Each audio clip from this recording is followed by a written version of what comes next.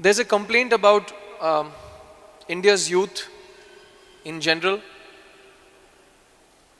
that they're very good at announcing problems, at pointing out problems. And I won't take names, but some of India's so-called future, some certain activists who think India should be run differently, are very good at pointing out problems.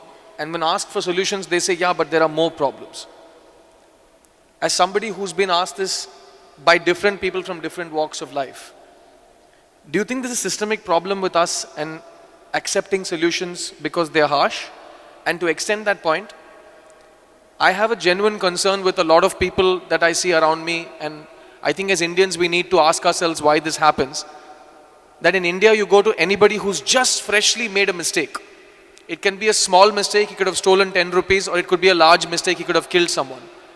The moment you go and hold his collar and ask him why he did it, he says, you have not been in my shoes. You have not gone through my circumstances. For some reason that justifies doing a wrong thing. But if somebody comes and points fingers at problems, we all join together and say, हाँ वो चोर है. When the truth is we don't actually stop and look within ourselves.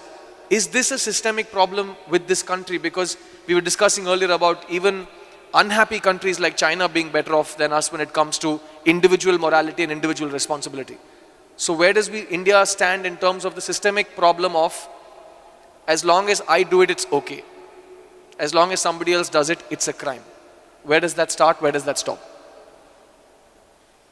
See, about people making a profession of pointing out problems, this is becoming a serious problem, okay.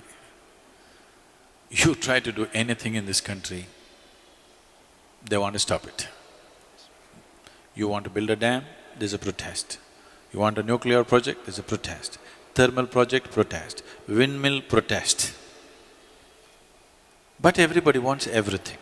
In their homes, they want all the gadgets, they want 24 hours power, they want everything going.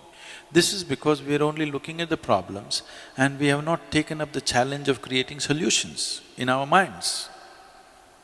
I think this is a kind of a pre-independence hangover, because Mahatma Gandhi brilliantly designed a revolt against the British, not by killing them, not by shooting at them, not by bombing installations, but simply by stopping activity. Bandh, Hartal, Satyagraha came from there. It was a brilliant device for those days because we were conquered. But even today, if you want to become a leader, I'm just telling you, this is a secret, okay? Suppose you want to become a political leader, don't try to build a road, build a dam, do this, do that. No.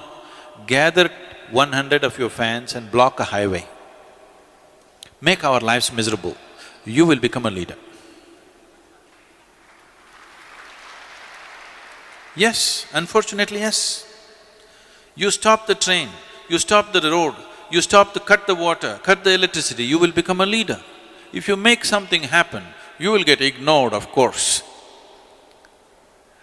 Making the nation go and making the nation stop are two different kinds of technologies.